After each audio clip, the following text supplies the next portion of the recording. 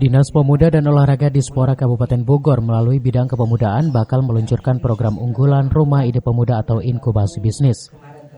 Hal ini dijelaskan Asep Hasbuloh selaku Koordinator Pengembangan Pemuda saat lunch talk Dispora bersama para pewarta olahraga beberapa waktu lalu. Ia mengatakan tahapan Rumah Ide Pemuda ini adalah mematangkan lokasi yang akan dipakai sebagai program unggulan.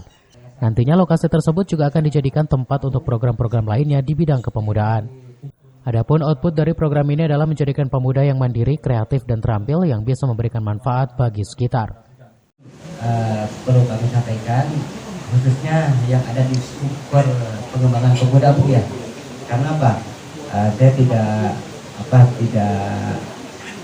punya kapasitas mungkin untuk menyampaikan di luar struktur yang ada di kami ini. Untuk kegiatan yang ada di struktur kepemudaan atau pengembangan pemuda, ada kegiatan yang menjadi program unggulan dan merupakan inovasi, yaitu yang pertama kegiatan Rumah Ide Pemuda atau Inkubasi Bisnis.